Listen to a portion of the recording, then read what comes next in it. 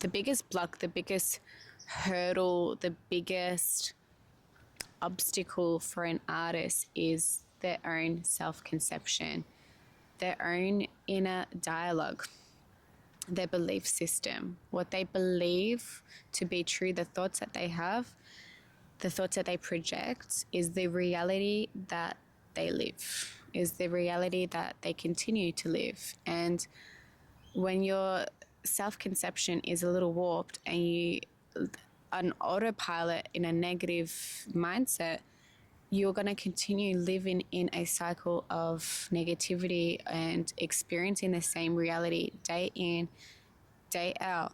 And until you change that inner dialogue, until you get a hold of that inner dialogue, you will not be able to live a life that you really want to experience.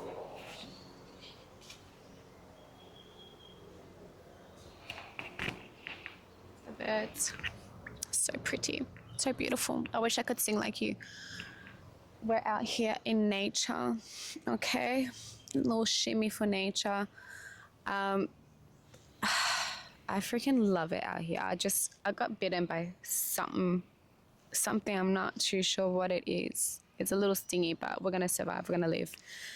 But I really just wanted to come out here and face a fear of mine head on, because it's all good and well to preach and to, I'm not preaching ever, but to speak about concepts, but actually to do it in real time now, here, that's another thing. And one of my fears is talking to the camera, freestyling to the camera. And I mean, I have got a few notes in my brain that I know I want to talk about, but talking to a camera without having to fully write a script and pre-plan exactly what I'm going to say and how I'm going to say it and this and that, and just letting it flow, because for me, I'm already overcoming the fear of talking to the camera.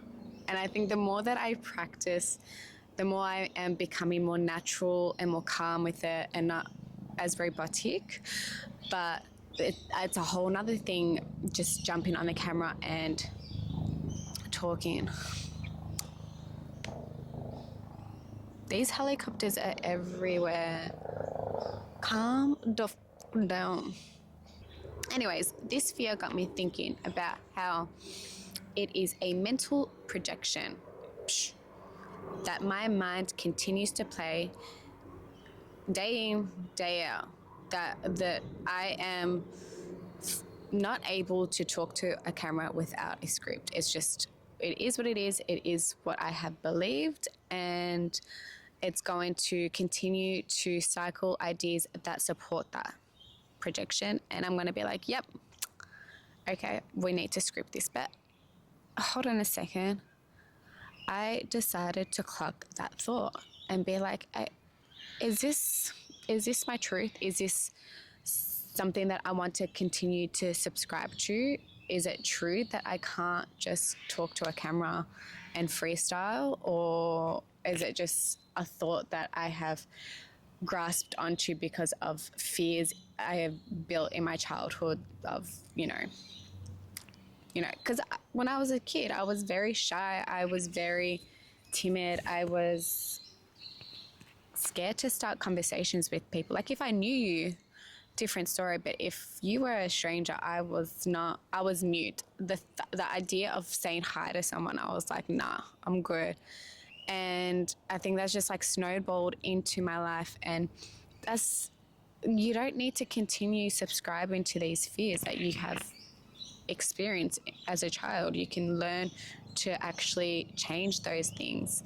And it's all your inner dialogue. It is all what your inner dialogue is telling you. And really, I'm saying this from experience, but helicopter.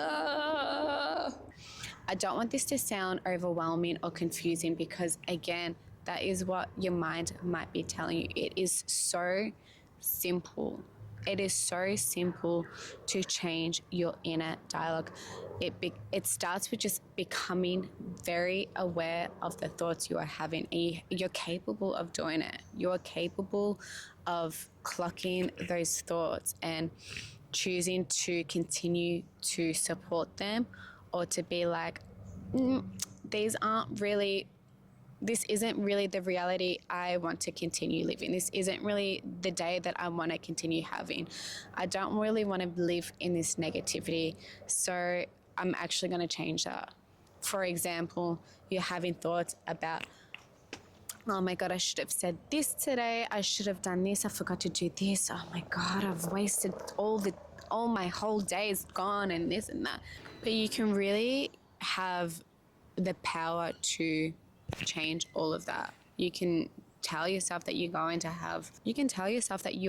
have a nice rest of the day, and it's going to be relaxing. I'm going to have a good dinner, and I'm blessed to even be alive right now, and that my family is healthy and good, and whatever. Count your blessings. And this is not to preach. I'm not preaching. I am saying this out of experience. For me, changing my inner dialogue, changing my thoughts, changing the way that I choose to see my world and my reality has been the most transformative thing I've ever done, more than any other spiritual practice. But I'm not knocking those spiritual practices, because a lot of them help you to stay in a state of awareness and stay in consciousness. That's why we meditate. We are shifting our perspective into the observer and observing these thoughts and observing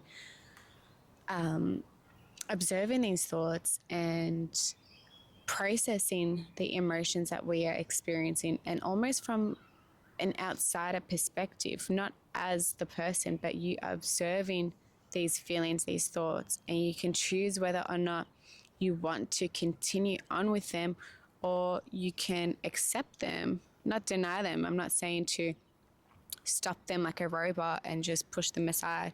No, process them. Ask yourself why they've come up, where they've come from, what has triggered it, and do you believe in it? Do you want to continue living that way? Do you want to continue having these thoughts, these negative thoughts, or do you want to change it and change your narrative? And for me, that has been so transformative, and you can do it. You can really get stuck into it. What a lot of people need to understand is your mind is a supercomputer. Your mind is extremely powerful, and it is the most powerful tool that you will have access to.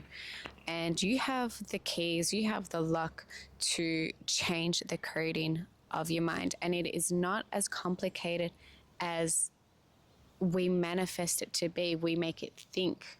We think that it is. You can change that thought that it's not that complicated. Again, that is a thought that you believe in. You can change that belief. You can change the codings.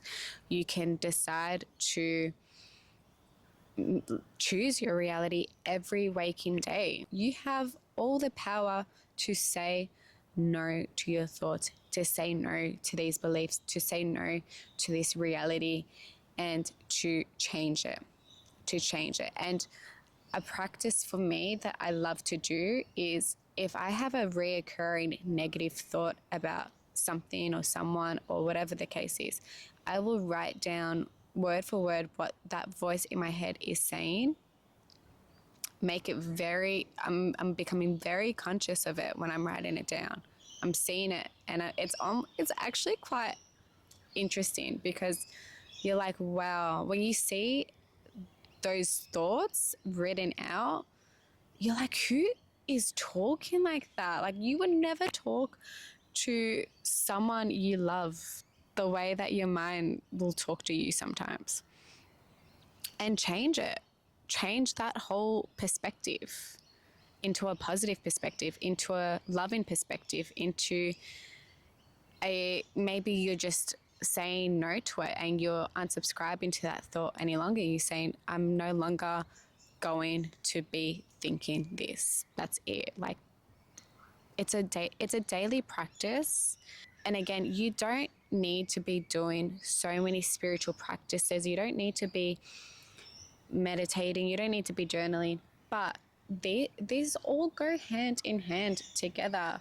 It will supercharge your consciousness. It will make you the observer. It will make you hyper aware of your awakened state.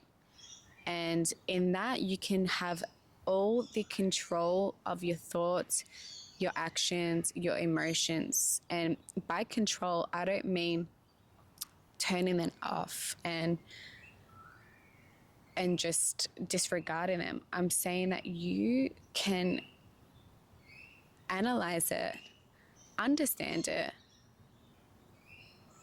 take accountability for them, and decide whether or not you're going to keep moving forward with those thoughts, those actions, those emotions, or you're going to use this present moment, because the present moment is the only time that is real. It's the only real thing, is the present moment. You can decide then. It's the most powerful thing that you can ever do to change. It's the most, especially with those difficult thoughts, like you're craving, I don't know, you're craving something, you're craving a vice, whether that is vaping, whether that is alcohol, and you become conscious of your mind telling you just like one drink's going to be fine, a few vapes. You become super conscious of it. When you see your mind telling you that one drink's going to be okay, you can go and have that one drink, you can have that glass of wine, you can catch that thought and you can be like, actually, I'm okay without having this drink. Thank you, but I'm okay. And instantly you are already starting to unwire a pattern, a habit, an action that is linked to that thought. But again, you have to become the observer, and the best way to learn how to become the observer, if you have lived your whole life on autopilot and what I'm saying to you is not making sense, start off with 5-minute morning meditations. You're meditating to get to a state of awareness. You are meditating to be an observer, not to silence thoughts, not to silence your mind. It's okay to have, it's human. We're going to have thoughts, we're going to have emotions. We are constantly going to be expressing our ego. It's just going to be almost a lifetime experience of exposing your ego. You're going to have challenges. You're going to have people test you. You're going to have situations that test you.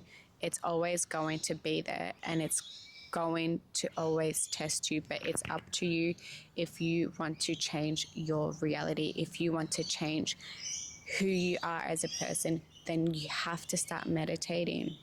It's the only way you're going to start to learn to become the observer. If you have never been able to do so before, if you've been living in a state of sleep, of autopilot, it will help you to awaken to these thoughts, to these emotions, to these actions that you have been living out. This is literally a prime example right now. I never thought that I could just sit here without a word for word script that I have written out and just freestyle and talk to a camera. And I'm doing it. And I know that it's my first time and it is a little bit rocky. It's probably not as smooth as other videos that I have made. But with practice and with consciousness and awareness, I am going to get better, and I'm going to be changing that inner dialogue that I've always had about not being able to freestyle on a camera. I've already changed that dialogue of being able to talk to a camera, but now I'm changing another one. And just slowly but surely, you can chip away at these old belief systems, test them, clock them, and change them around. It really is that simple. And I'm not saying that in a smug way, and I'm not saying that in a way that, like, it's easy for me. You can do, like, you really got to understand that it is simple, and not let your mind overthink it, not let your mind get in the way of it. You already know this. This is already part of your coding. You are already naturally built with abundance and creativity and ambition. Like, you are naturally that type of being. You have been conditioned to be quiet. You have been conditioned to stay in fear and allow those inner childhood thoughts and beliefs to carry on into your life. But you don't have to continue that any longer. You can start right now. What are you thinking? Is it positive or is it negative? What are the thoughts that are running through your head? What fears are coming up? Is there anxiety there? Are you feeling a little bit anxious because what I'm saying to you, you want to action it. You want to maybe be on camera, maybe talk on a camera, but the idea of it, the thought of it scares you, makes you nervous. Become really aware of those anxiety and those thoughts, and don't judge it. Don't be shameful of it. Just observe it. It's okay for that anxiety to be there. It's okay. It is okay. But you need to become conscious of it. Again, your mind is the most powerful tool. The moment that you are the captain of your ship, of your body, of your mind, and you are in control of those thoughts that your mind is projecting, and you decide to turn that button off and switch the projection. I don't know if you guys have watched Inside Out.